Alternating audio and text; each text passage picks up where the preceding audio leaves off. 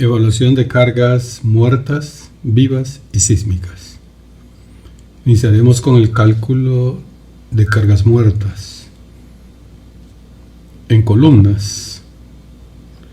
Las cargas muertas se evalúan en base al peso y se ubican en el centroide de la columna.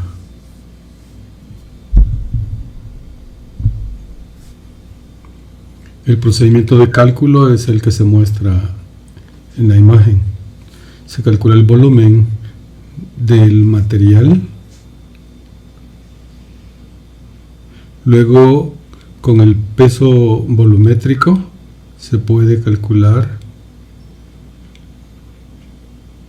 el peso de la columna.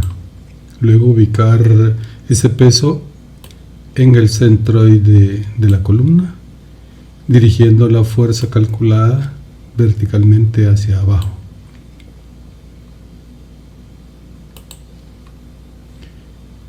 En vigas, el procedimiento es similar. Las cargas muertas se evalúan siguiendo un procedimiento análogo. Se calcula el volumen que ocupa la viga con el peso volumétrico de la viga, que es igual de la columna. Se calcula el peso. Multiplicando el volumen por el peso volumétrico obtenemos el valor del peso. Luego dividimos entre la longitud para distribuir ese peso a lo largo de la longitud de la viga, como se ve en la imagen. Luego tenemos que ubicar el peso calculado y distribuido linealmente a lo largo del eje, dirigiendo esta carga verticalmente hacia abajo. Recuérdese que ambas son cargas gravitacionales. El procedimiento para calcular el peso de una pared es el siguiente. Se calcula el área de la pared, se utiliza esta área calculada y se multiplica por el peso por unidad de área de la pared. El peso así calculado tiene que distribuirse a lo largo del eje de la pared, tal como se ve aquí en la imagen. Esa carga debe dirigirse verticalmente hacia abajo.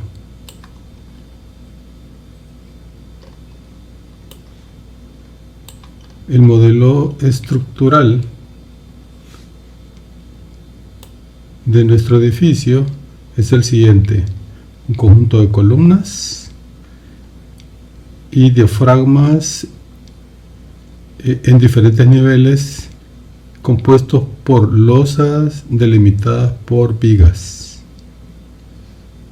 Así, los cálculos que hemos realizado para vigas corresponden a cargas en el plano de un diafragma. Igualmente pueden haber paredes entre columnas es decir, sobre vigas. Igualmente son cargas en el plano del diafragma. Para el sistema de losas tenemos algunas variantes muy interesantes que considerar.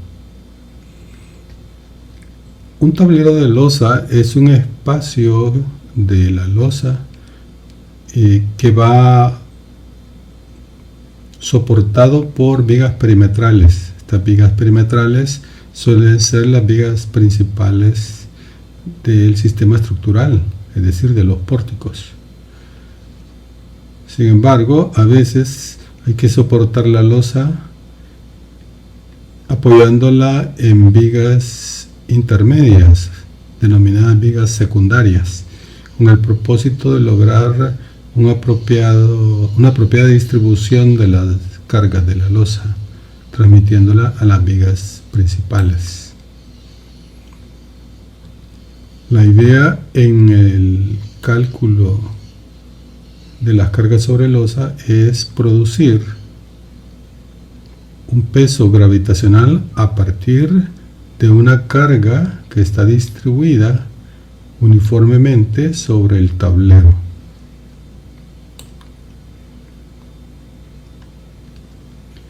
Las losas pueden trabajar de dos maneras.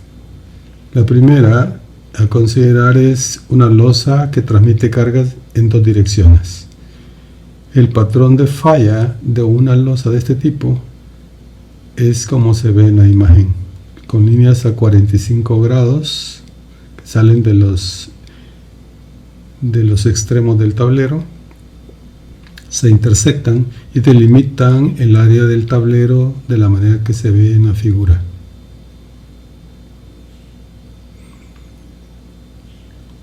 Este tablero lleva refuerzo integral en dos direcciones, tal como se ve en la imagen de la derecha.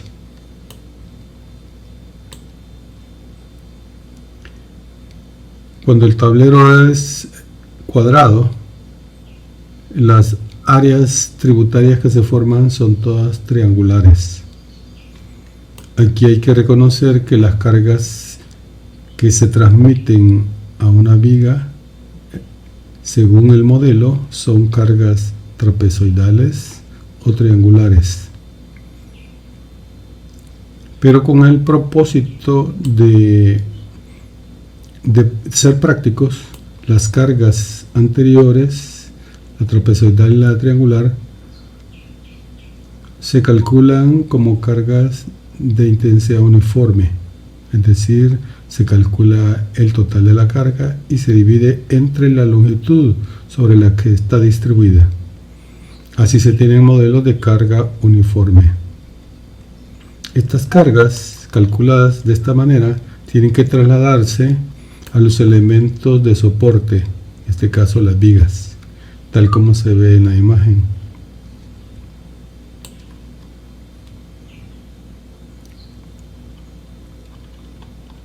En el caso de losa unidireccional, la losa transmite cargas en un solo sentido.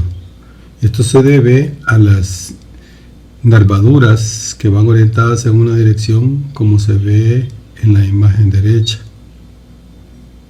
La carga del diafragma que se monta sobre estas nervaduras es transmitida por las nervaduras en un solo sentido, llevando una parte a la viga que le sirve de apoyo y la otra parte a la otra viga principal que le sirve de apoyo. La línea de falla para este sistema es como la que se aprecia aquí en rojo.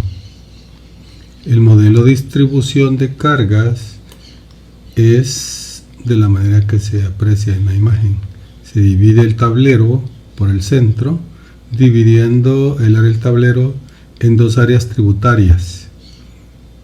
Estas áreas tributarias recogen carga y la transmiten a la viga que le sirve de apoyo más cercana. De esta manera se tiene un modelo de cargas como el que se ve en la imagen. Lo que hemos visto hasta el momento solo es el mecanismo de cálculo de cargas, aunque se refiere a cargas muertas. Esto también es aplicable a cargas vivas. Por ejemplo, en los tableros, la carga sobre el tablero, como la que se ve aquí, puede ser la carga debida al peso propio o puede ser la carga viva transmitida por las personas al hacer uso de los espacios del edificio. Esa carga viva produciría cargas gravitacionales de la misma manera que la producen las cargas muertas. El procedimiento de cálculo es el mismo. Producirían cada sistema, el muerto y vivo, dos patrones de cargas similares con magnitudes distintas. Uno aportaría cargas al modelo de cargas muertas y el otro aportaría cargas al sistema de cargas vivas. Para hacer los cálculos de cargas muertas y vivas se necesita información adicional. Esta información suele ser las cargas por unidad de volumen para distintos materiales. Es necesario disponer de esta información para hacer una estimación muy realista de las cargas muertas. Depende de los materiales, así tenemos un rango de variación de la carga gravitacional sobre el material. Utilizaríamos un valor máximo o un valor promedio según lo que consideremos razonable.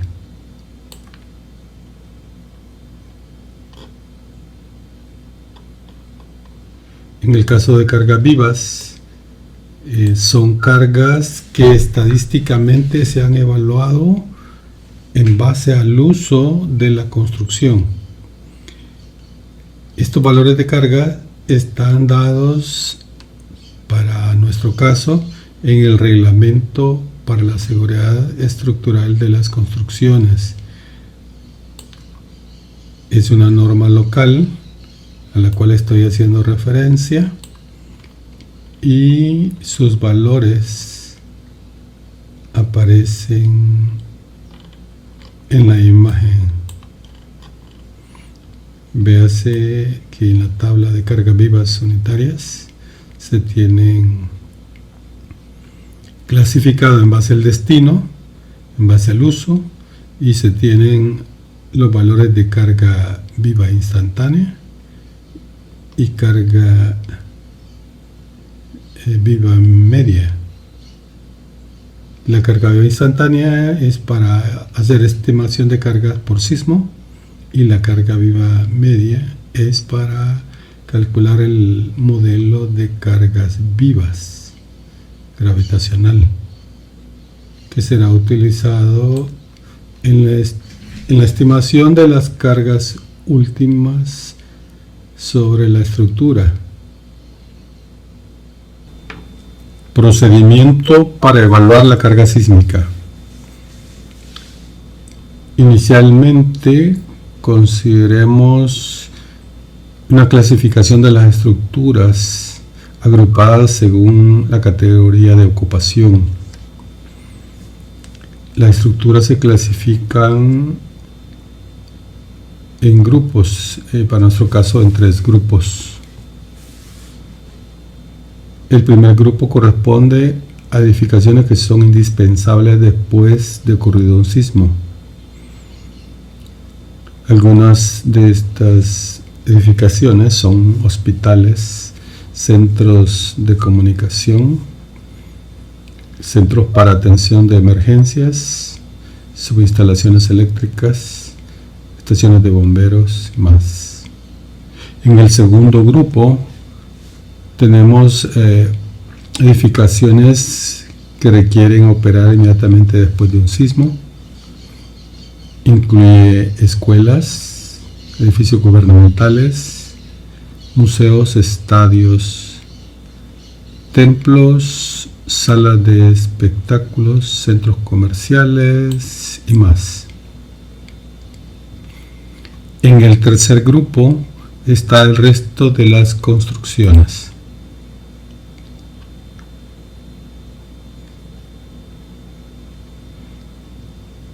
Cálculo de la fuerza sísmica en la base del edificio. Método sísmico estático. Para estimar la fuerza sísmica se necesita primero calcular el coeficiente sísmico CS.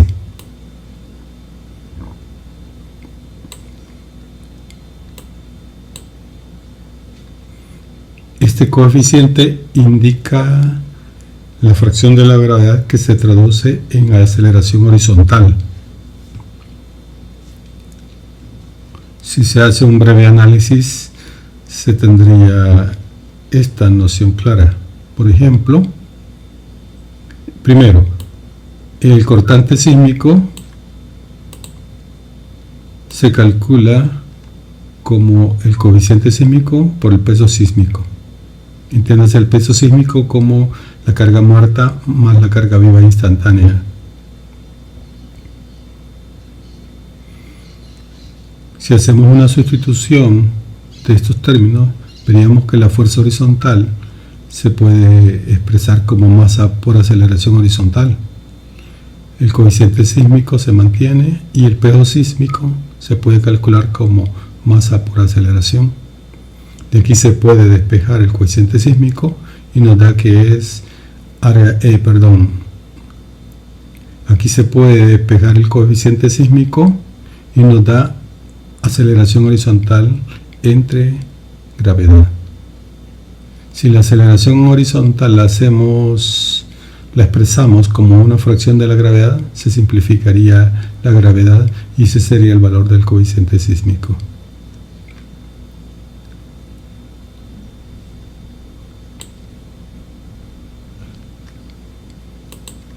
Cálculo del coeficiente sísmico.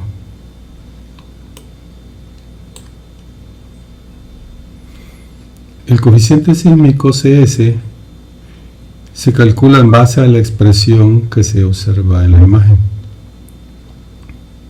Esta expresión es válida para la República de El Salvador. Depende, como se observa ahí, de la zona geográfica, de la importancia que se le atribuye a la construcción, de parámetros del lugar donde se cimenta la edificación, del factor de reducción de la fuerza sísmica y del periodo.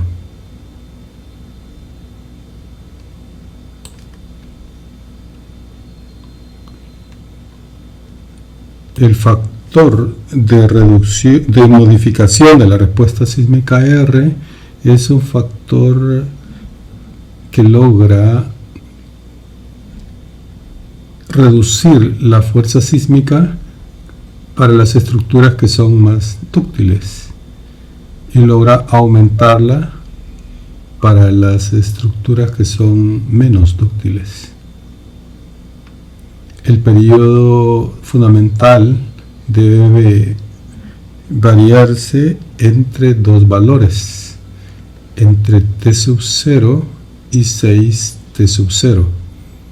Esto se debe a que el espectro de diseño para esta república nos da un rango de transición para la aceleración, es decir, sale de la meseta a pico y en la medida que crece el periodo, la respuesta como aceleración disminuye. Esto se debe, por supuesto, a esta expresión que forma parte del coeficiente sísmico. Y así el rango en que se puede mover en la zona de transición el periodo fundamental es entre T sub 0 y 6 T sub 0.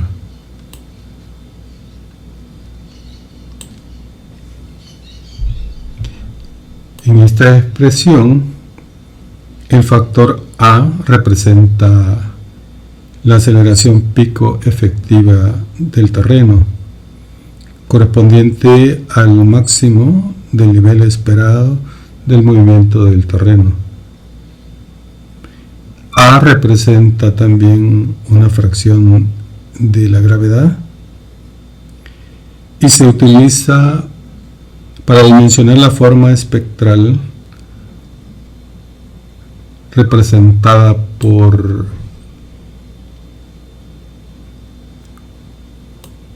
esta fracción dada en el coeficiente sísmico.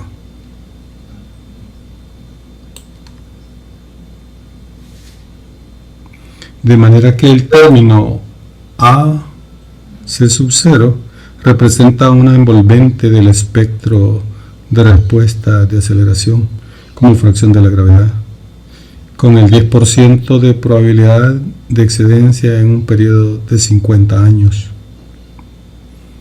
La curva dada por la expresión C sub 0 por la potencia 2 tercios de T sub 0 entre T es una simplificación multimodal normalizado con el valor de igual 1 como base. Los coeficientes C sub 0 y el valor de T sub 0 definen la forma apropiada del espectro de respuesta. Estos aportan las características del sitio que modelan adecuadamente el espectro de respuesta.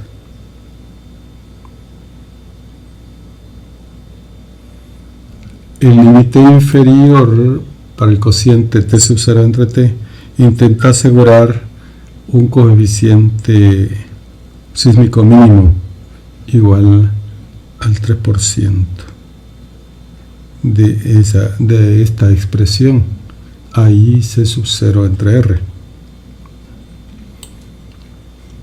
R, el factor de modificación de la respuesta, depende del sistema estructural y también de la calidad de los materiales. R representa una medida de la habilidad del sistema para soportar deformaciones inelásticas sin llegar al colapso.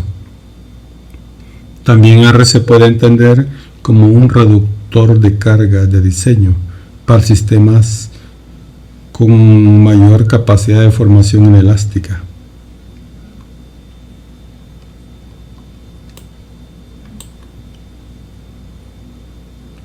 El periodo fundamental en este método se puede estimar inicialmente en base a la expresión siguiente. Esta expresión, a este cálculo, se le denomina método A. Es una forma preliminar de evaluar el periodo fundamental con el propósito de iniciar el cálculo del coeficiente sísmico.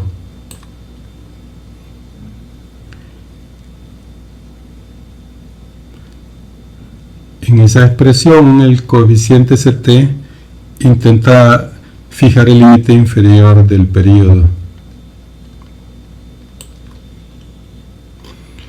Después de haber obtenido los desplazamientos totales, es decir, estamos al final de este procedimiento, también haber determinado las fuerzas sísmicas horizontales por entrepiso, debería validarse el periodo que inicialmente se estimó. Esta validación debe hacerse utilizando la expresión de Rayleigh, dada a la derecha. En la imagen se aprecia.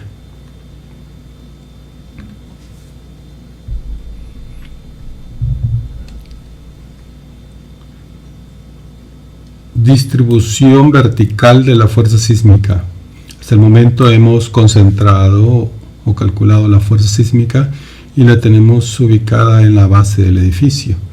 La llamamos V o VS en algunos casos. Pero esa fuerza cortante en la base es necesario distribuirla entre los elementos resistentes del edificio.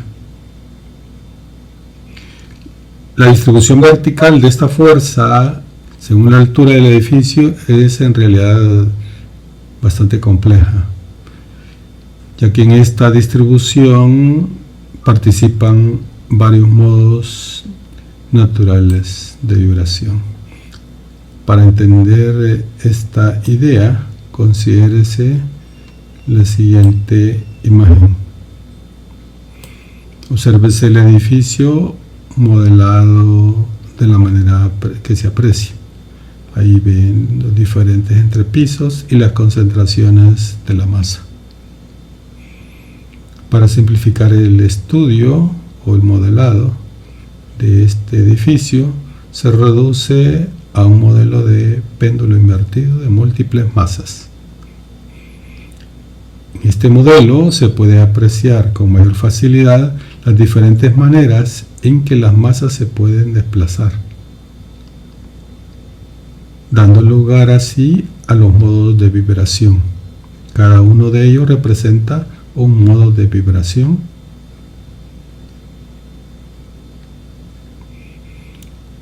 Y las fuerzas cortantes que se originan por esas distintas configuraciones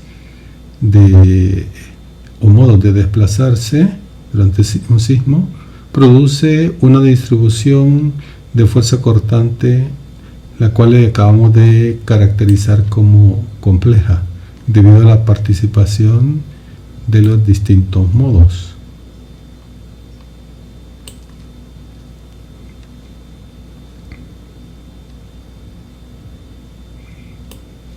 El código sísmico nuestro y los códigos locales en general dan métodos razonables y simples para determinar la fuerza cortante en la base del edificio, siempre que se cumplan con los criterios de distribución regular de la masa y de la rigidez. La fuerza sísmica debería calcularse como el coeficiente sísmico por el peso sísmico. Recuerda que el peso sísmico es el peso muerto más el peso vivo instantáneo.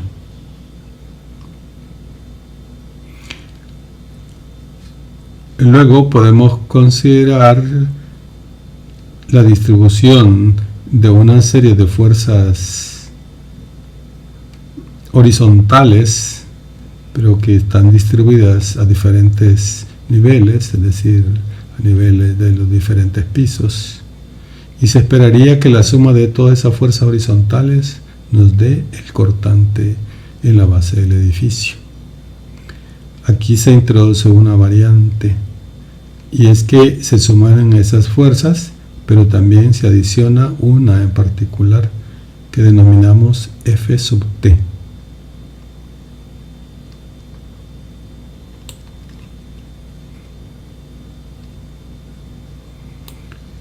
Para considerar el efecto de los modos superiores, es decir, de los modos que tienen menos incidencia en el movimiento sísmico, en los modos superiores, la parte alta de la estructura, debe incluirse una fuerza concentrada Ft en el último piso.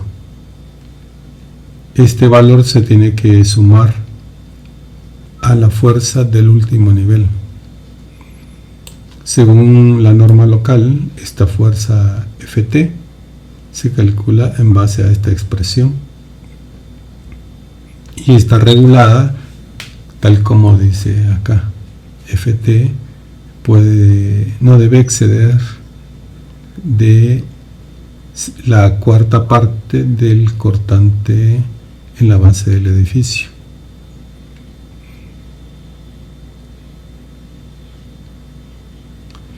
Cuando el periodo fundamental sea menor que 0.7 segundos, la fuerza Ft se puede despreciar.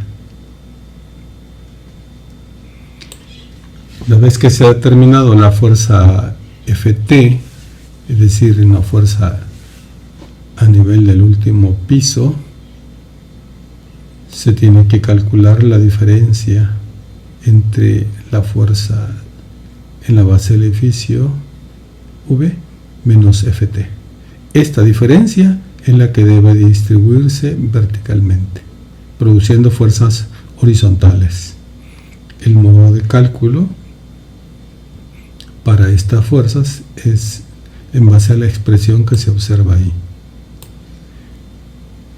De manera que los W están representados en la imagen, los H están medidos desde la base del edificio y la diferencia B menos Ft es la que ya se expresó. En el denominador va la sumatoria de los W por H, es decir, hay que hacer W1 por H1, W2 por H2, etcétera, hasta llegar al último nivel. El resultado de esa suma es el denominador para la expresión que se muestra en la imagen.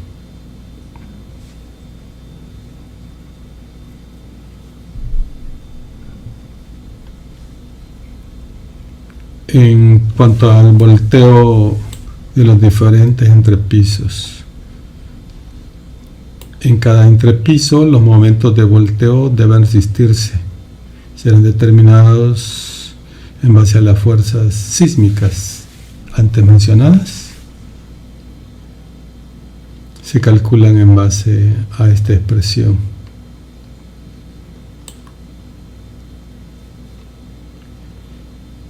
Algunas de las razones para reducir el momento de volteo calculados con la expresión antecitada son: los cortantes distribuidos verticalmente en el edificio representan una envolvente, debido a que estos cortantes no alcanzan en realidad los valores máximos que ellos expresan, debido a la combinación de los modos de vibración.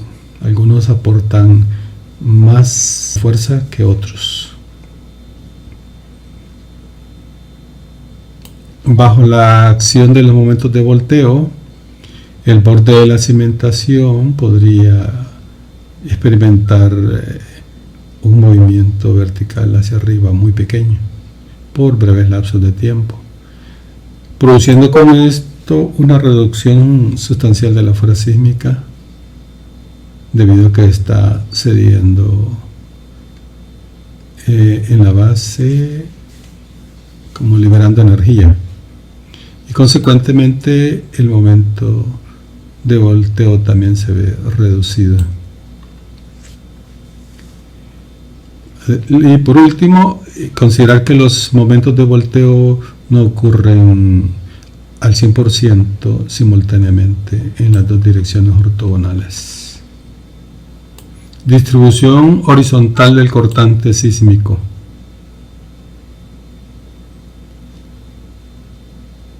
La fuerza cortante sísmica antes calculada debe distribuirse entre los elementos resistentes, las fuerzas laterales del sistema,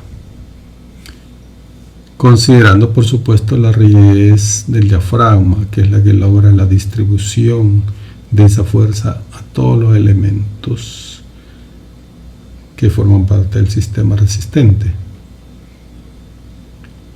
Debido a la deformación del diafragma, se da esta distribución de las fuerzas, y por supuesto que depende de la rigidez del diafragma. Por ejemplo, un diafragma se califica como flexible en el caso en que la deformación del mismo exceda 2 veces los desplazamientos de entrepiso. Si no lo excede, se considera como un diafragma suficientemente rígido, sin deformaciones importantes en el plano. Cuando esto se cumple, se puede aplicar el método. Una vez que la fuerza cortante se ha distribuido verticalmente, produciendo valores Fx, estos valores Fx es necesario distribuirlos entre los elementos resistentes que integran y resisten en la dirección en que actúa la fuerza sísmica a nivel de entrepiso. La Fx se distribuye entre todos los entrepisos de los pórticos que resisten en la dirección de la fuerza. La distribución de esta fuerza Fx se realiza proporcionalmente a la rigidez de entrepiso de los diferentes pórticos que aportan resistencia a fuerza lateral. El procedimiento para hacer esta distribución, y siempre que los pisos se comporten como rígidos, como diafragmas rígidos, el procedimiento es el siguiente. Primero debe hacerse una estimación de la rigidez de entrepiso de cada uno de los elementos verticales, es decir, de los pórticos que resisten la fuerza lateral. Segundo, Debe estimarse los centros de masa en cada nivel de piso. Tercero, evaluar centros de corte de cada entrepiso, basándose en los centros de masa antes calculados. Luego hay que evaluar los centros de rigidez o en algún momento dado denominados también centros de torsión de cada entrepiso del sistema. Quinto, calcular las excentricidades de diseño de cada entrepiso. Sexto, evaluar el efecto angular debido a la fuerza sísmica excéntrica, denominado momento torsionante debido a fuerza directa. Séptimo, calcular las fuerzas cortantes debido al efecto traslacional de la fuerza sísmica. Octavo, calcular las fuerzas cortantes debido al momento torsionante producido por efecto directo de la fuerza sísmica. Noveno, calcular la fuerza cortante más desfavorable en cada elemento resistente debido al efecto torsionante que ocasiona la fuerza sísmica ortogonal.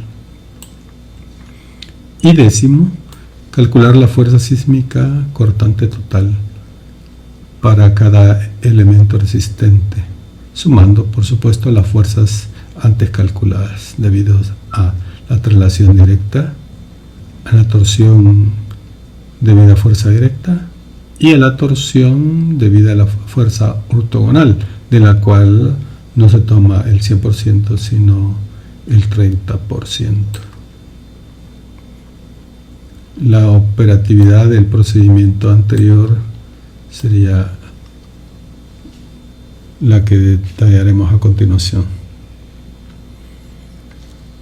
Para evaluar la rigidez de entrepisos de pórtico, deberíamos, según mi criterio, partir de la definición de rigidez. Esta definición dice: rigidez es la fuerza que se necesita aplicar en un punto y en una dirección para producir un desplazamiento unitario medido en otro punto y en otra dirección. En términos generales, la rigidez expresa o relaciona dos lugares y direcciones: uno donde se aplica la fuerza a la cual se refiere, y otra el lugar donde se hace la medición de la deformación. Lo que se busca en la rigidez es que la fuerza sea tal que la deformación que se produzca en el lugar en que se hace la medición sea unitaria.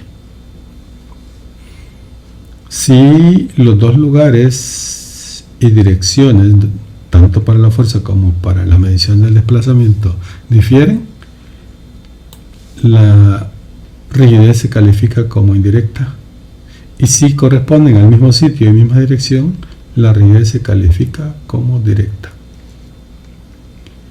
En nuestro caso vamos a considerar este modelo, y los valores que vamos a referir acá son los valores de cortante y de desplazamiento. Como coinciden en lugar y en dirección, vamos a hablar de rigideces directas. La diferencia es que vamos a conceptar una rigidez relacionada a otro concepto que no es fácil de visualizar, pero que se puede comprender como existente. No vamos a calcular la rigidez de una columna ni de una viga, sino de un comportamiento asociado al entrepiso. En el entrepiso se combinan fuerzas horizontales como cortantes de extremo de columna, hay varias, y el desplazamiento que está experimentando ese mismo punto. Vamos a tratar de relacionarlas para poder así hacer una estimación de la rigidez. Veamos El procedimiento que podríamos sugerir es el siguiente. Si aplicamos la definición anterior, podemos plantear el siguiente procedimiento. Primero, elegir arbitrariamente la fuerza CFI que vamos a aplicar en cada piso del pórtico. Segundo, resolver utilizando el análisis estructural para la fuerza CFI del pórtico. Es decir, vamos a hallar las secciones internas. Pretendemos hallar los cortantes en el extremo de las columnas, principalmente en el extremo superior de cada columna. Y también queremos medir ahí el desplazamiento de ese punto de la columna. Esto lo podemos hacer aplicando un análisis elástico estructural. Luego vamos a hallar los valores de fuerza cortante en cada entrepiso. Quiero decir, después de haber hecho el análisis, de ahí extraemos este valor. Luego calculamos la deriva de cada entrepiso,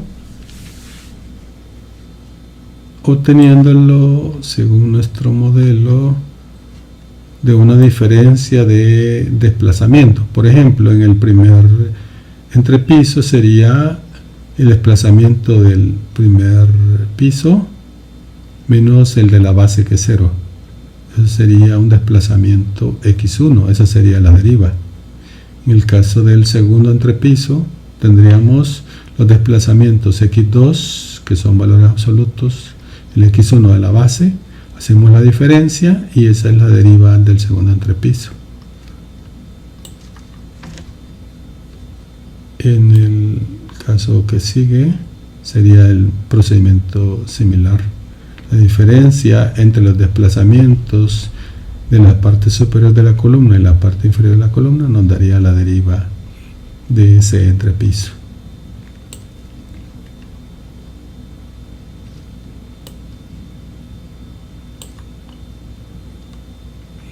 Así cumplimos con el paso D, cálculo de las derivas.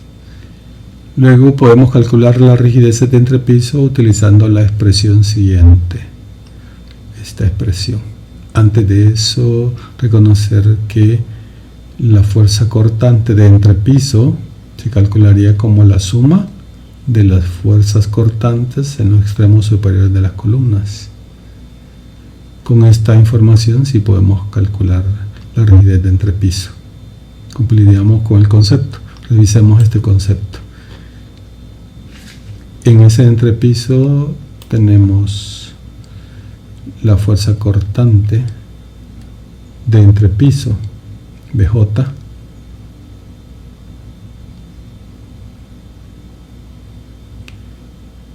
esta es la fuerza cortante que estaría asociada con el desplazamiento. Veamos en el modelo anterior, tendríamos lo siguiente. La fuerza B1 sería la suma de los cortantes superiores en las columnas de ese entrepiso. En el B2 tendríamos la suma de los cortantes. Se puede también obtener esos mismos cortantes haciendo un equilibrio de diagrama de cuerpo libre. Al cortarla desde ese nivel y tomando el resto de la estructura hacia arriba, podríamos ver que el B1 equilibra el conjunto de fuerzas F que quedan de ese punto hacia arriba. B2 equilibra a F2, F3 en el modelo, y la B3 equilibra a F3. Tendríamos así los valores de cortante de entrepiso que estarían relacionados directamente con los desplazamientos a través de las rigideces. Las rigideces entonces las podemos calcular de esta manera. La rigidez del entrepiso 1 como el cortante 1 entre la deriva 1. La rigidez del entrepiso 2 como cortante 2 entre deriva 2. Y la rigidez del tercer entrepiso como cortante 3 entre deriva 3. Y así sucesivamente si tenemos más niveles en la estructura. En general la expresión de cálculo es la que se aprecia en la imagen asociada al literal E.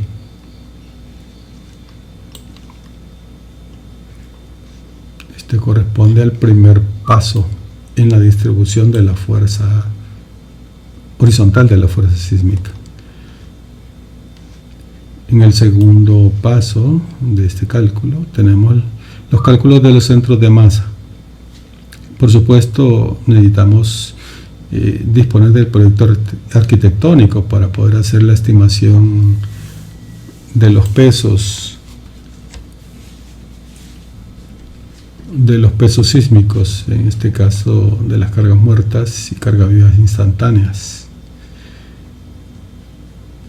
Hay que hacer un cálculo minucioso elemento por elemento, ubicándolo en su posición, de manera que podemos calcular los centros de masa con coordenadas en el plano XY del conjunto, o sea, del piso. Este cálculo no lo muestro acá, pero en un video posterior veremos el detalle. Tercer paso en este procedimiento de distribuir la fuerza horizontalmente corresponde al cálculo de los centros de corte de cada entrepiso. La información que nos sirve de base es la anterior, los centros de masa.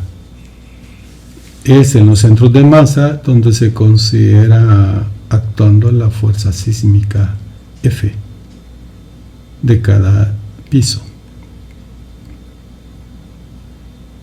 Pero el concepto de centro de corte no corresponde directamente con estos centros de masa. Es decir, si hacemos un corte a algún nivel, la fuerza de corte resultante será la que resulte de esa distribución de las fuerzas F que pasa por los centros de masa. De esta manera se puede hacer una estimación de los centros de corte después de hacer el equilibrio y nos da la expresión que vemos en la imagen. En esta expresión participan las fuerzas F, las abscisas de los centros de masa. La suma se tiene que hacer desde el nivel de interés I hasta el nivel superior y se divide entre la fuerza cortante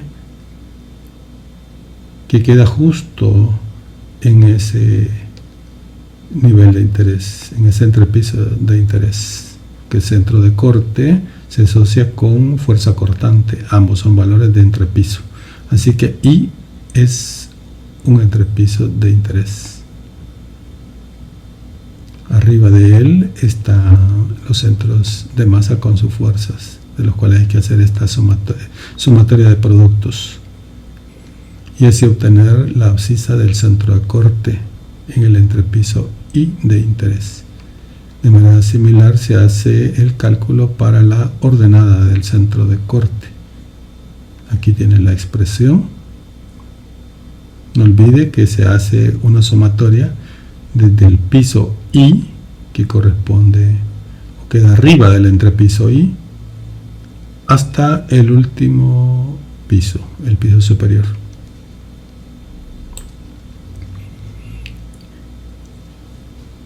Lo que aquí hay que comprender es que las fuerzas F no pasan todas por el mismo sitio, sino que pasan en diferentes posiciones vistas en un plano, vistas desde arriba hacia abajo, es decir, en planta. Si montamos aquí la planta, tendríamos a verla así. Véase que este es de primer piso. Aquí debe coincidir con la ubicación del centro de masa de primer piso. La coloco acá más abajo para que pueda hacerse aquí, no sé, no me conviene, para que pueda hacerse un montaje. Veamos el segundo pasa por aquí, y si lo ajusto con este, ahí apreciamos que las fuerzas F no son coincidentes. Y si monto el tercero, para que se vea que coincida, es esta, y si la llevo también al mismo sistema, se ven las tres fuerzas variando. Esto es lo que se necesita aprovechar para producir el denominador.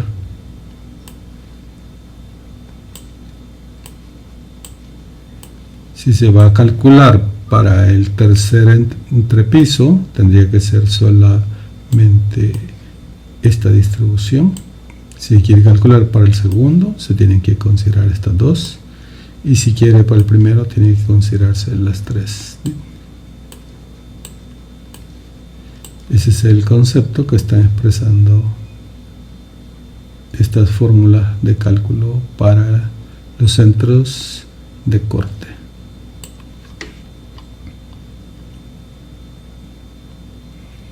Repito, la fuerza cortante de entrepiso pasa por el centro de corte del entrepiso, y las fuerzas F, que son fuerzas sísmicas que se deben al peso sísmico, pasa por los centros de masa en cada nivel de piso.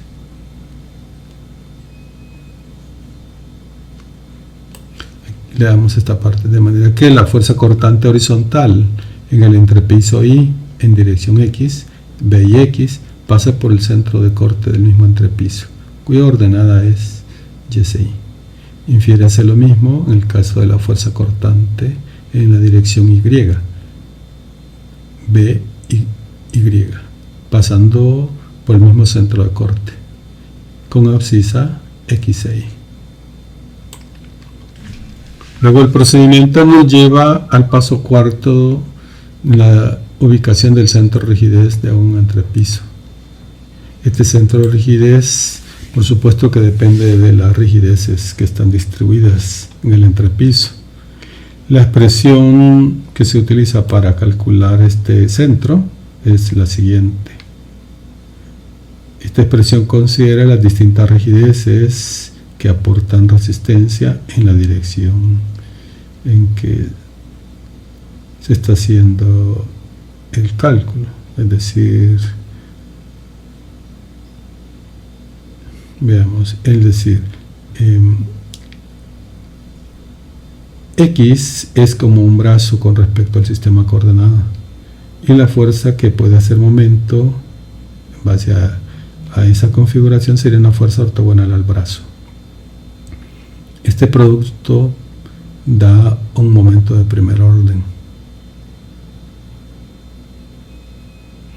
Este momento de primer orden calculado con esta sumatoria para el primer pórtico hasta el último, según los que hayan en esa dirección, ese momento de primer orden tiene que igualar al momento de primer orden. Quedaría, si concentráramos todas las rigideces en un lugar, por el brazo de palanca para ese valor promedio. Lo que tenemos aquí es una estimación promedio para la ubicación de la rigidez total en la dirección de las rigideces que se está considerando, en este caso las Y. Nos da un brazo en X. Esta abscisa X es la abscisa del centro de rigidez del entrepiso I. Igual se tiene que pensar para estimar la ordenada del centro de rigidez del entrepiso I. Una vez que se han calculado las coordenadas de los centros de rigidez, debe procederse a crear un nuevo sistema coordenado local. Aquí introducimos un nuevo sistema con la finalidad de calcular las posiciones de los pórticos o de las rigideces de los pórticos en cada entrepiso en base al sistema nuevo. Así que el sistema coordenado tiene origen en el centro de rigidez anteriormente calculado. Este sistema va a servir para referir las fuerzas cortantes debidas a los momentos torsionantes y también para ubicar las rigideces. A partir de aquí, el centro de rigidez puede conceptualmente pasar a significar centro de torsión. Se entiende al centro de rigidez como el lugar donde el entrepiso tiene concentrada su resistencia o su respuesta. Si la fuerza cortante pasa por el centro de torsión, no produciría torsión. Si pasa distante de él, produciría torsión. Quinto paso. En el quinto paso tenemos el cálculo de las excentricidades de diseño de cada entrepiso. Primero hay que calcular una excentricidad inicial, yo le llamo en este caso neta. Esta resulta de la diferencia de las coordenadas entre los centros de corte y los centros de torsión anteriormente calculados. Esa es la que se aprecia aquí en la imagen. Esa es la primera parte del cálculo de la excentricidad de diseño. A esta excentricidad inicial habrá que sumar o restar una excentricidad accidental, calculada según nuestro código como el 5% de la dimensión del edificio en ese piso de consideración.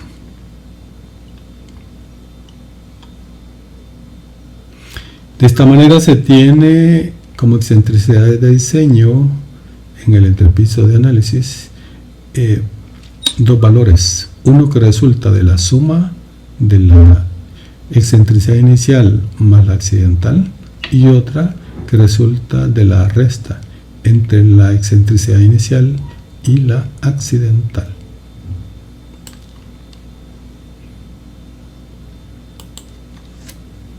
Vamos a tratar de comprender que la excentricidad de diseño nos está diciendo por dónde debemos considerar el paso o línea de acción de la fuerza cortante de ese entrepiso.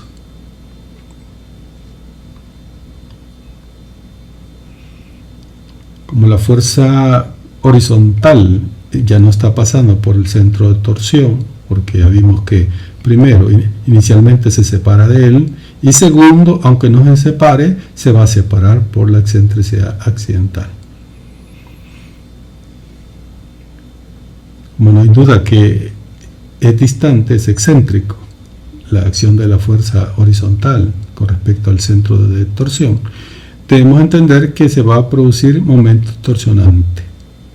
El momento torsionante tiene dos partes.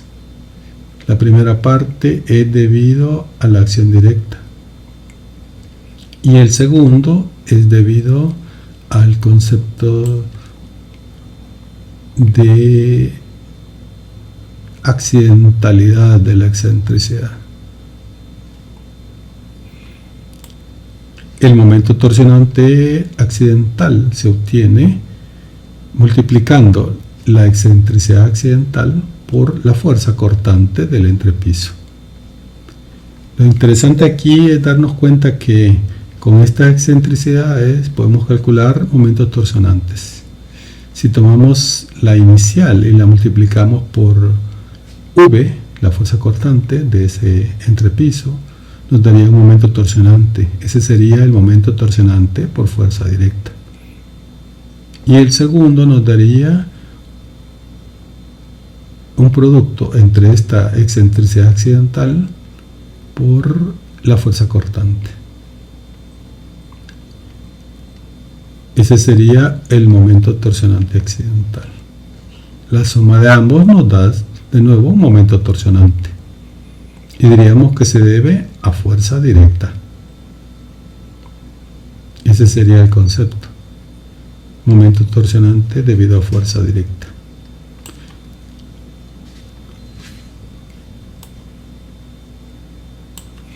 Cuando haya irregularidad torsional, los efectos de esto deben tomarse en cuenta, y la manera es incrementar la torsión accidental en cada nivel, es decir, este concepto que antes referí, fuerza por excentricidad accidental.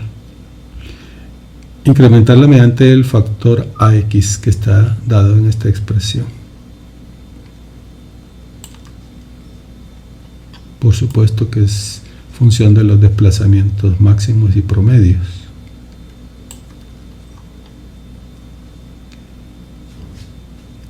Y también en este caso la fuerza cortante de diseño en la dirección de análisis tiene que incrementarse utilizando el factor Bx dado por esta expresión. Esta expresión es función de las derivas de entrepiso, máximas y promedios. Para diseñar debe siempre considerarse la condición más exigente. En el paso 6, cálculo del momento torsionante,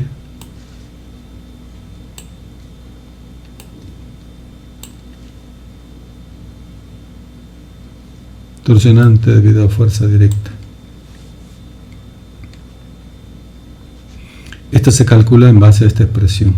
Se utiliza la excentricidad de diseño, se multiplica por la fuerza cortante horizontal en ese entrepiso. Así se obtiene el momento torsionante debido al efecto directo de la fuerza sísmica.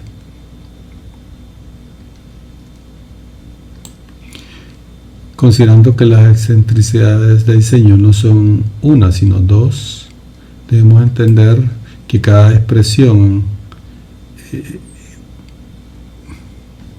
o cada valor obtenido como momento torsionante en realidad está representando dos, porque hay dos excentricidades. Estos momentos torsionantes deben pensarse que producen condiciones más desfavorables para unos pórticos, y el otro valor alterno del momento torsionante, recuerden que son dos, produce condiciones más desfavorables para los restantes pórticos.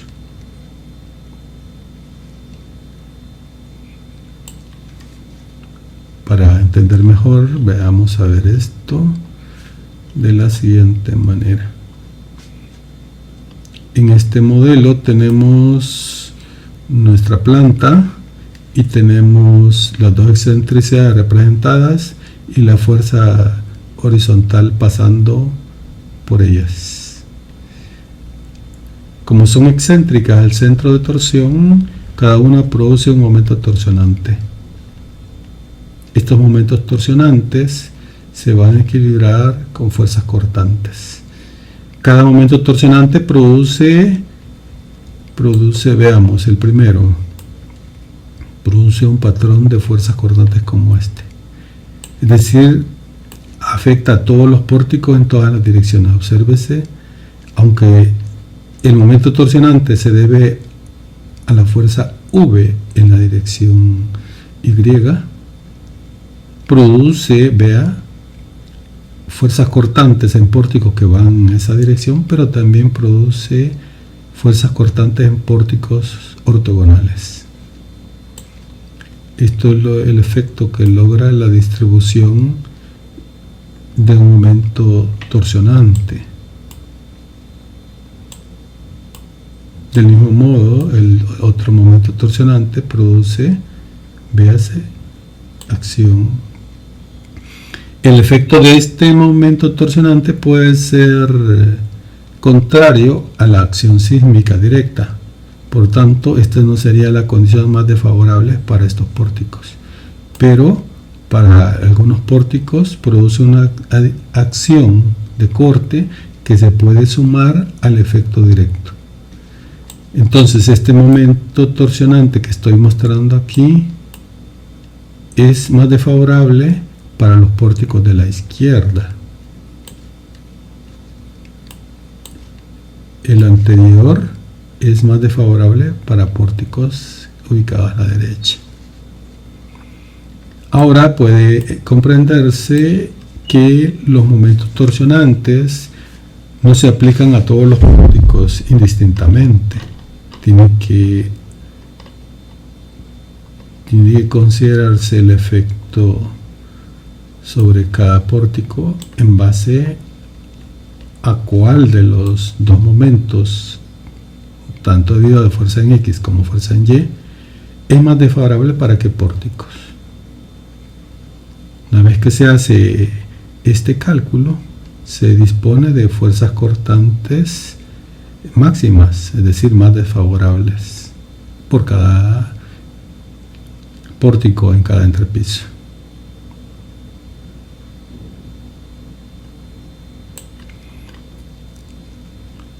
En el paso 7, cálculo de las fuerzas cortantes debido al efecto traslacional de la fuerza sísmica, tenemos que esta fuerza sísmica cortante se puede distribuir entre los pórticos que están dispuestos paralelos a ella en proporción a las rigideces. Hacemos este producto y eso nos daría la fracción de B mayúscula X que le corresponde a cada pórtico en su entrepiso de interés. Para comprender esta expresión, vayamos a ver la correspondiente deducción.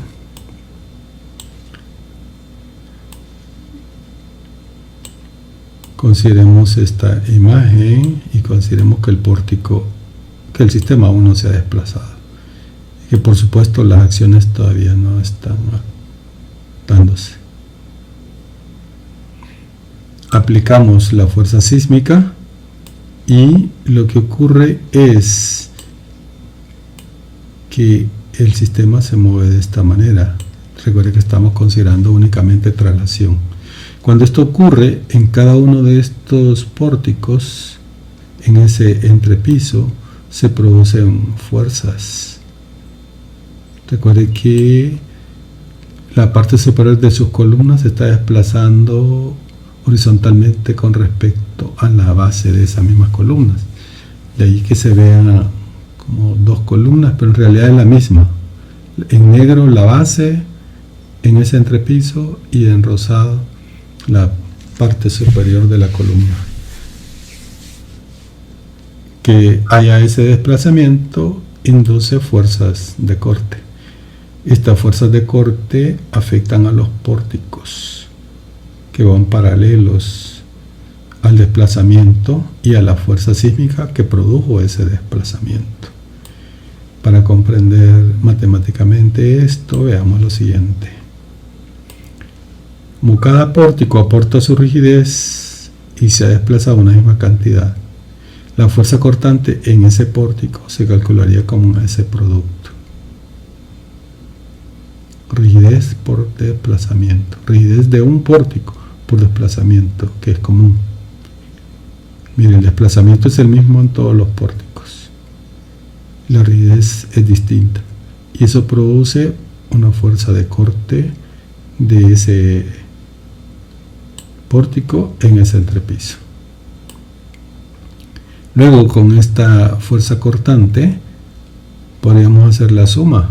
Y eso nos daría la fuerza cortante total por equilibrio. Esto mismo nos daría la sumatoria de estos términos. Considerando que delta es un término común, puede salir de la sumatoria.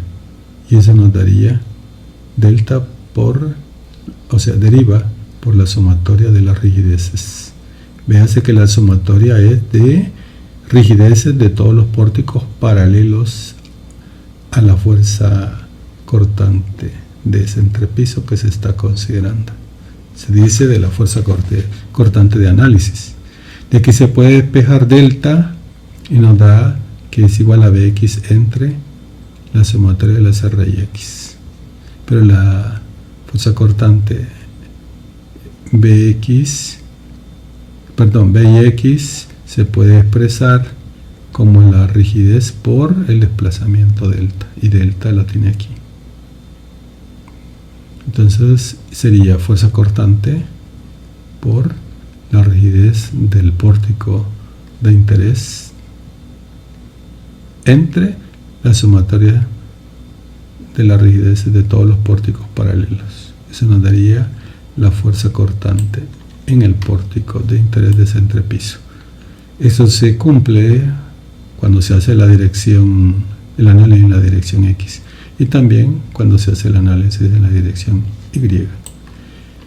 Esa es la base para esta expresión que se está sugiriendo en el séptimo paso. Luego deseamos calcular las fuerzas cortantes debido al momento torsionante producido por el efecto directo de la fuerza sísmica. Aquí podríamos aún reunir los dos conceptos. Primero, considerar que la fuerza cortante BI, indistintamente que se deba al efecto directo u ortogonal, es producida por un momento torsionante MT. El valor de esta fuerza cortante debida a MT está dado por estas dos expresiones. En estas dos expresiones aparece un momento torsionante, que es el que induce los cortes, multiplicado por esta expresión que ya vamos a comprender. Aquí están involucradas las rigideces en las dos direcciones. Obsérvese que en el denominador se incluyen las rigideces en X y también las rigideces en Y. Todos participan.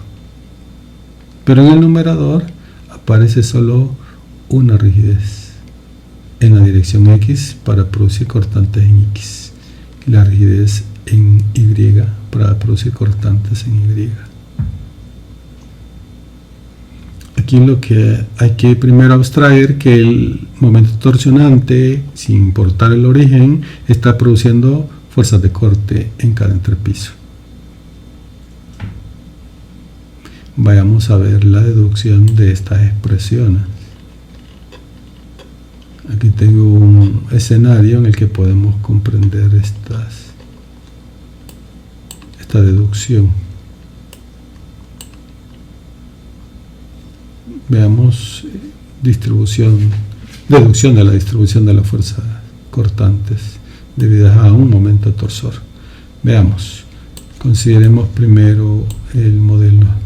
Pensemos que tenemos un entrepiso que está rotando alrededor del eje de torsión o de rigidez, que las fuerzas sísmicas horizontales están pasando por el centro de corte. Producto de ellos es que se da la torsión, y esa torsión geométricamente se aprecia como rotación. Teta es el ángulo de rotación que está asociado directamente a la torsión. Si el torsión es cero, si el momento torsor es cero, el ángulo teta sería cero. Si el momento torsionante crece, teta crece. De tal manera que llega a un valor teta. La distancia entre el centro de rigidez y un punto acá de interés la denominaremos R, como radio, que ubica el punto. Acá tenemos como si fuera en dimensiones pequeñas, aquí las deformaciones en realidad son pequeñas, como si fuera un arco. Tenemos aquí que este ángulo teta produce un arco que se puede aproximar a un segmento recto denominado delta. Además que para ubicar a este punto, al tender el radio, se requirió girar alfa grados con respecto a la vertical. Además que desde el centro de torsión, que recuérdense que es el nuevo sistema coordenado, se puede medir la ordenada Y y T. Desde aquí se ubica al pórtico con coordenadas Y y T. Y desde acá, desde el eje ordenado de torsión, también se puede ubicar a este pórtico por medio de una abscisa X y T. Cualquier pórtico se puede ubicar desde ese sistema con valores X y T, Y y T, donde Y está representando al 10º pórtico. Además, el desplazamiento delta, que queda descrito por la rotación teta, este valor se puede descomponer en dos fracciones orientadas en dos direcciones ortogonales, en delta X y en el delta Y.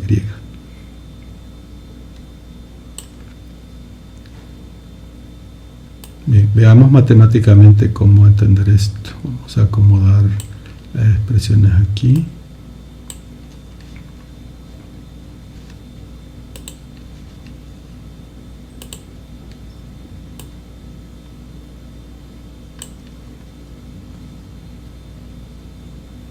Bien, veamos. Primero, delta X es delta coseno alfa. Si revisamos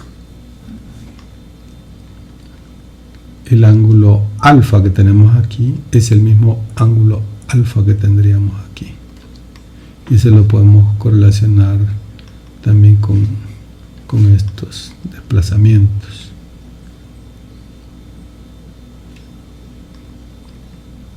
Veamos, el ángulo alfa sería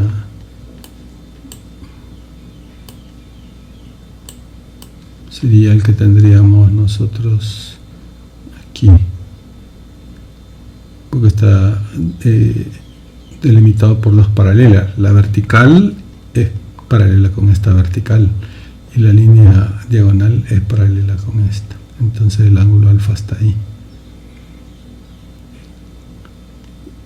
Así podemos calcular el delta en X como el delta por el coseno del ángulo alfa, haciendo la proyección de delta en la dirección horizontal.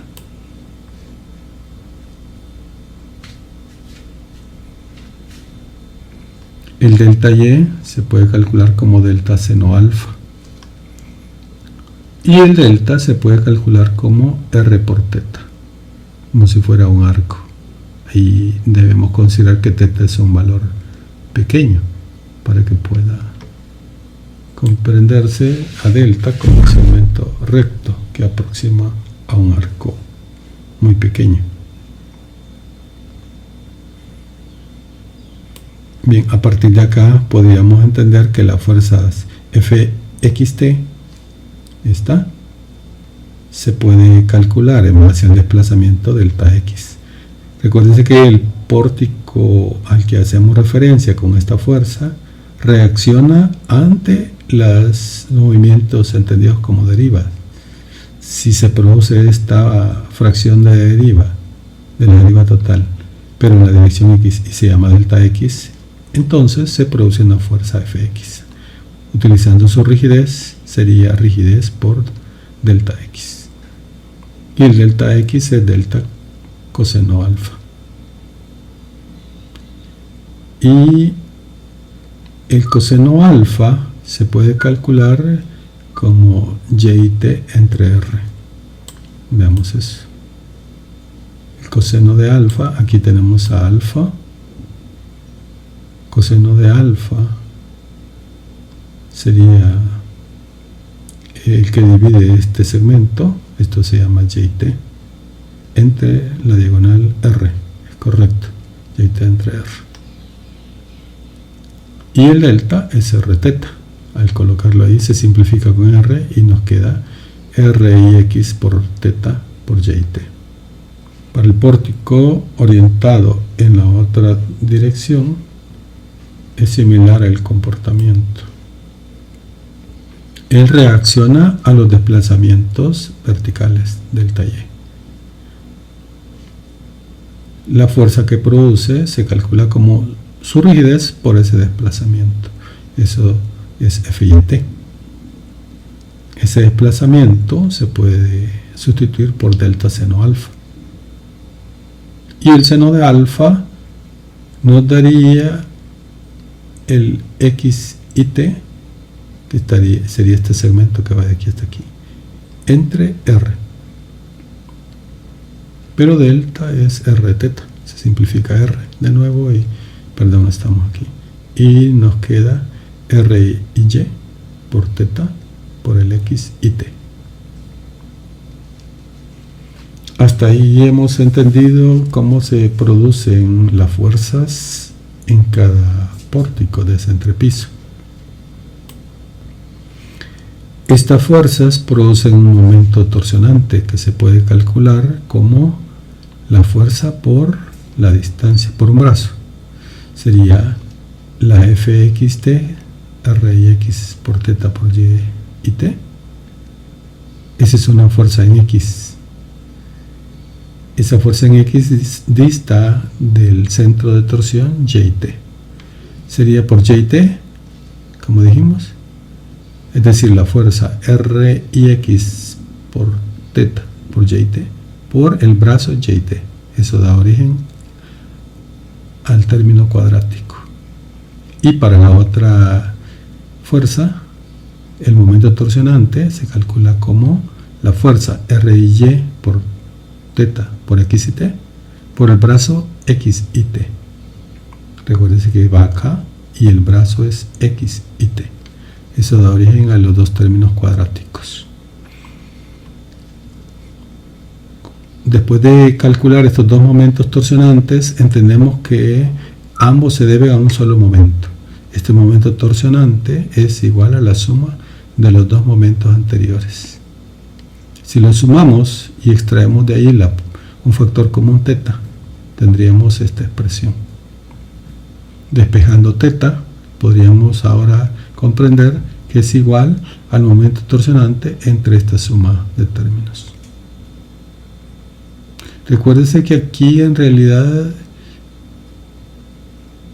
es una sumatoria para todos los pórticos. Esto no es para un pórtico, porque el momento torsionante no solo se debe a este efecto de momento de dos fuerzas, a esto, sino que se debe a la de todos los pórticos que están reaccionando ante la rotación. Entonces todos los pórticos están involucrados, los que están orientados en X como los que están orientados en Y. Así que aquí en realidad tenemos dos sumatorias. Aquí hubo una omisión, piense que dice sumatoria, ya está corregido. Luego podríamos de nuevo expresar las fuerzas de pórtico en ese entrepiso de esta manera, aprovechando esto, trayendo la expresión de teta, sustituyéndola acá, obtendríamos esta expresión. Y hacemos lo mismo con la otra expresión. Y tendríamos esto. Entonces, véanse que es similar. Las fuerzas en X se deben a rigideces en X. Las fuerzas en Y a rigideces en Y. Pero se utilizan brazos ortogonales. Y el denominador es común. Esto está motivado por un momento torsionante. Este momento torsionante es el que hay que estimar para fuerza cortante directa y para fuerza cortante ortogonal. Regresando al punto en que habíamos suspendido, tenemos acá el cálculo de esos dos fuerzas cortantes en X y en Y debido a un momento. Ahora consideremos cómo calcular el momento torsionante. Estos se calculan de la siguiente manera. Veamos cómo calcularla.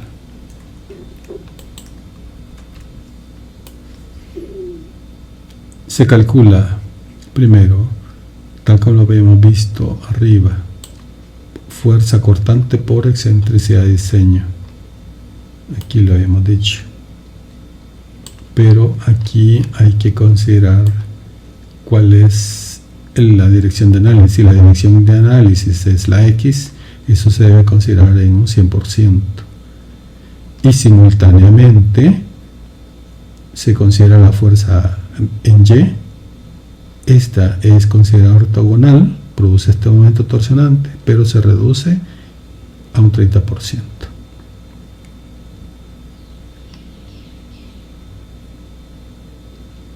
Recuerden que aquí tenemos dos momentos y aquí también tenemos dos momentos, porque la fuerza BY puede ir en el sentido contrario o utilizar las dos excentricidades. Entonces aquí hay que hacer un análisis de qué es lo más desfavorable para producir este momento torsionante debido a fuerza directa en X. Si se evalúa para la fuerza directa en Y, se tiene otro momento torsionante. Aquí debería decir MTY. Bien, así es como se calculan los momentos torsionantes, se evalúan los más desfavorables. Esos se utilizan para calcular los cortantes, que también son los más desfavorables para cada pórtico. Las dos expresiones BT producen cada una de las fuerzas cortantes inducidas en cada entrepiso de cada pórtico, debido al momento torsionante combinado dado por MTI.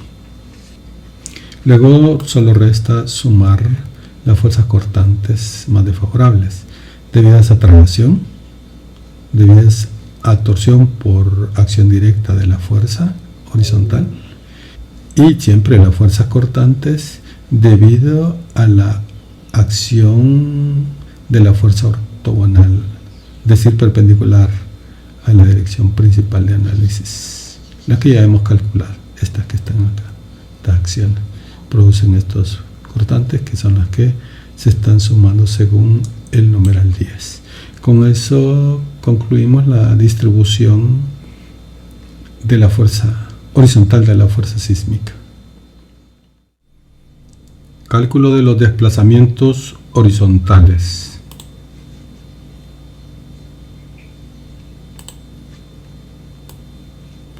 En relación a los desplazamientos horizontales o derivas, debe tenerse algún grado de control. Razones para establecer estos controles son: se necesita limitar la deformación inelástica, garantizar la estabilidad de la estructura del entrepiso, restringir los daños posibles a elementos no estructurales. Los desplazamientos horizontales reales de la estructura se obtienen a partir de los desplazamientos elásticos. Aquí hay que comprender que los desplazamientos elásticos son ideales, puesto que no consideran el comportamiento no lineal. Por ejemplo, no consideran agrietamiento, influencia en materiales. Los desplazamientos totales se obtienen amplificando los desplazamientos elásticos. El término CD, dado en el código local, es un valor que amplifica el desplazamiento elástico para producir el concepto de desplazamiento total o real.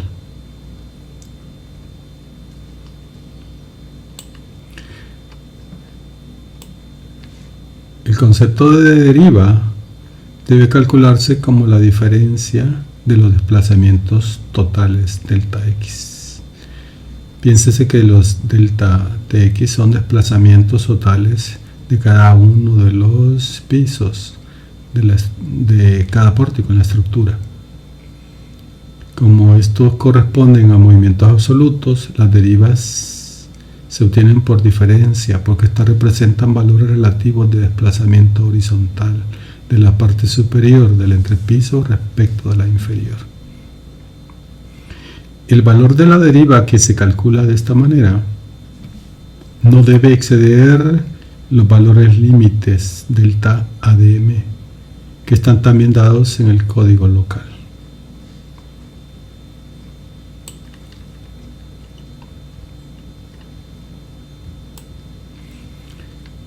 Además del control a los desplazamientos horizontales, debe hacerse un análisis de estabilidad para ver si es necesario posteriormente realizar un análisis de segundo orden debido a los desplazamientos que como derivas afectan a la estructura.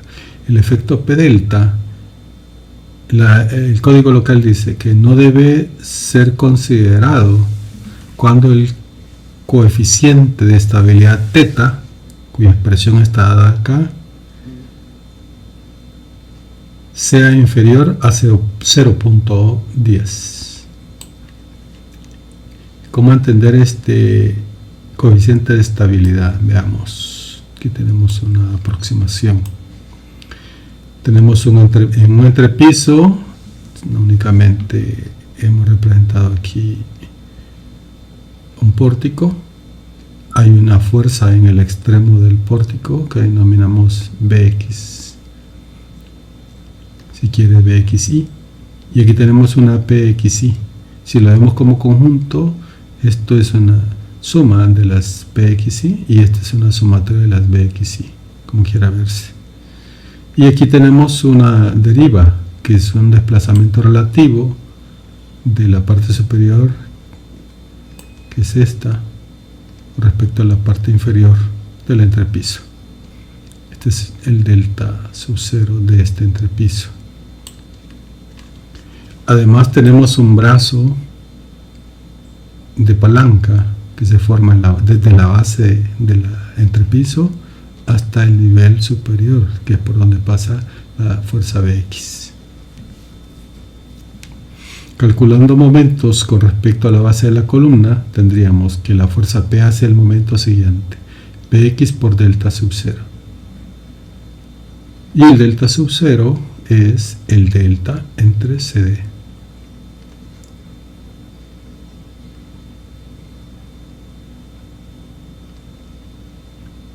El momento debido a la fuerza cortante se calcularía como fuerza cortante Vx por el brazo HSX. El índice de estabilidad θ se concibe a partir de estos dos momentos, si se hace una relación entre ellos, un cociente.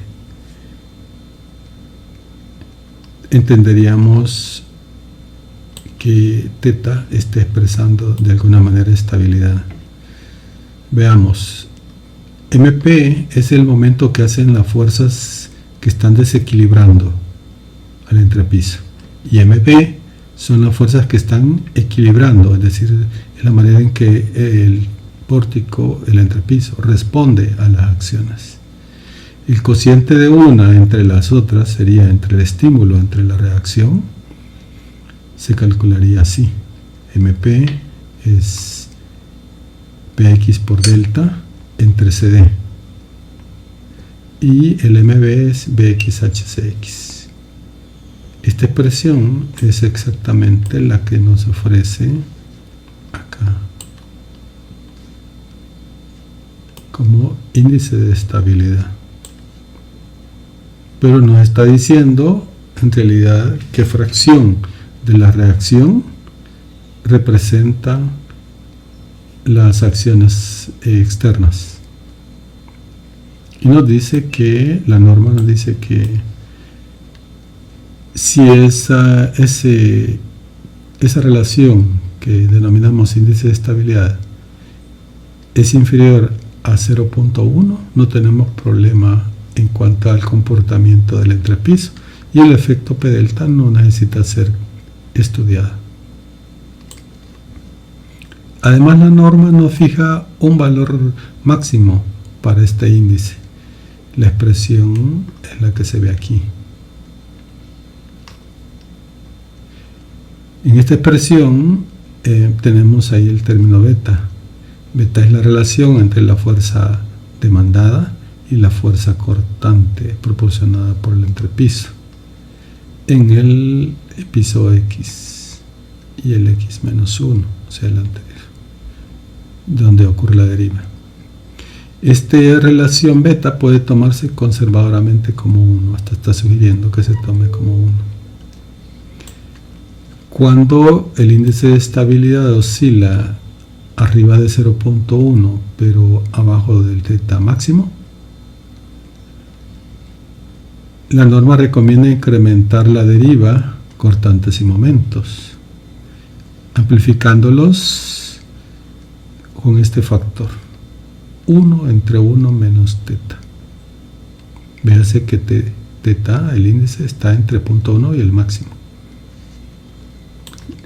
Y recuérdese que si está abajo de 0.1 no necesita estudiar efecto P delta.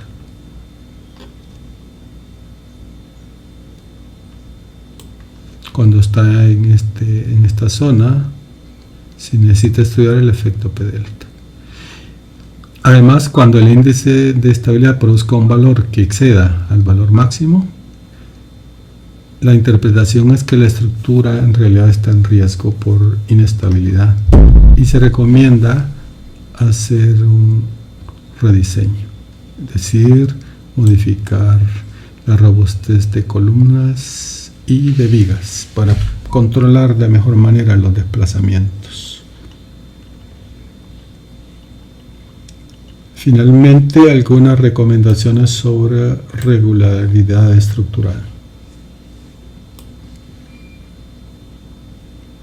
Primero, dentro de los límites de lo posible, debe buscarse que la planta sea aproximadamente simétrica. También regular la relación entre la altura de la edificación sobre la dimensión menor de la base, tratando de no exceder el valor de 2.5. Regular la relación largo a ancho de la base, de manera que esta relación sea menor que 2.5. Evitar entrantes y salientes vistos en planta que excedan el 20% de las dimensiones paralelas en planta. También evitar aberturas en techo o en pisos cuya medida exceda el 20% de la dimensión paralela a la medida en planta.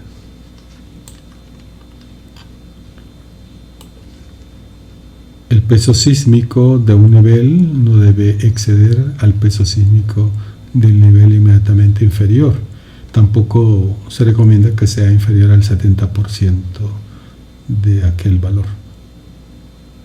El área en planta de un nivel no debe exceder al área del piso inmediatamente inferior. Y tampoco se recomienda que sea inferior al 70% de dicha área. Todas las columnas deben estar restringidas en dos direcciones ortogonales por vigas y losas. La rigidez de un entrepiso no debe exceder a la del entrepiso inmediatamente inferior. Y en ningún entrepiso la excentricidad torsional estática debe exceder el 10% de la dimensión paralela en planta.